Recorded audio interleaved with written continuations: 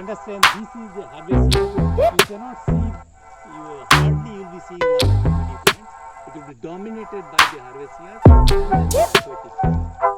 Now why it is different from the mainland? Now what is the difference between the crop you grow and the plant that is low?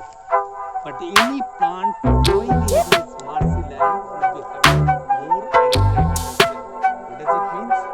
Means if it has got the few leaves at the earth, it can supply oxygen to the ground. Why? The oxygen content in this type of soil as well as this type of land is very low. So any trees which can sustain here most of these species are effective. Okay. Now they require less amount of the oxygen. Similarly, the plants which are growing here, they will be having more aerodynamic cell. Aerodynamic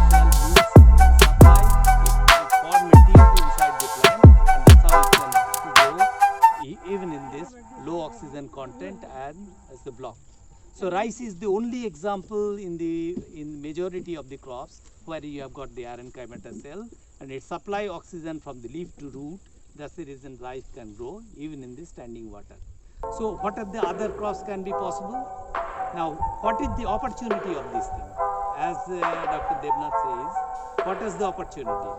It acts as a resistance to the whole ecosystem where water movement or water balance can be done. Why? The moment you are saying that a marshy land means it has got the less capacity to drain out the water and it has got more capacity to absorb more amount of the water in the system. So that's how you will make the balance. So climatically this will be more resistance toward the additional flooding. Why do you need flood?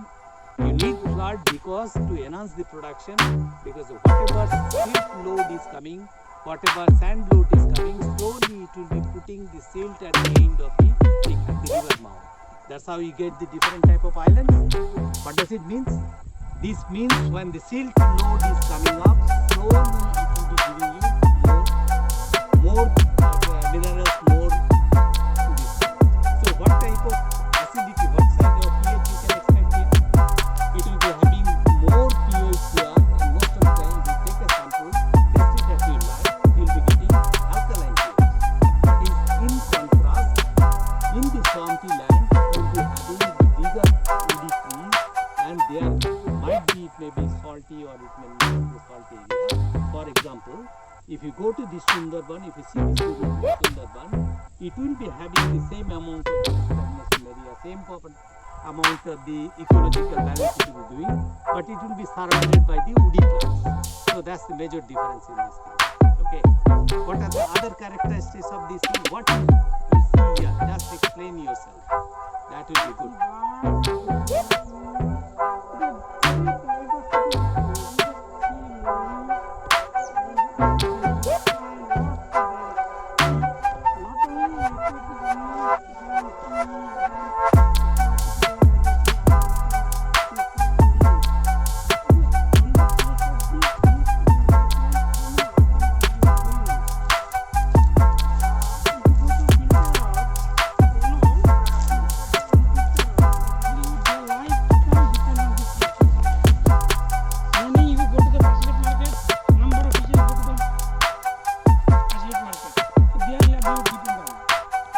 Debnath, you go 20% of revenue of your Orissa is coming from Chilkaran nowadays.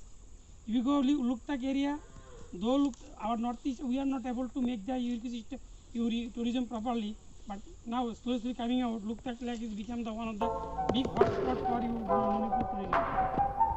Okay, that way this wetland is big important. Apart that, it is called the jungle. You don't know how much flora fauna is there. So it is what I say, reservoir of jungle. It is the area where recycling is there. Recycling of the nutrients. Recycling of nutrients place. Then it is a storehouse of water.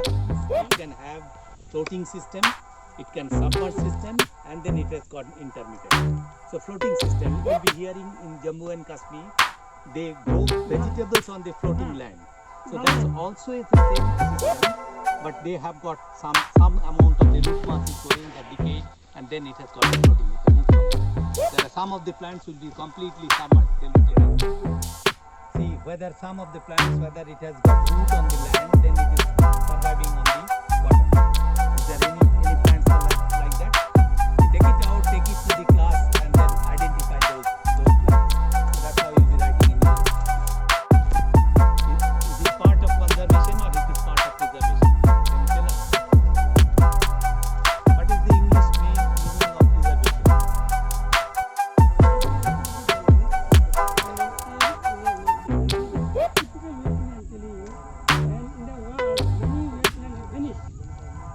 I don't know yes, whether it will remain or not. After 2030.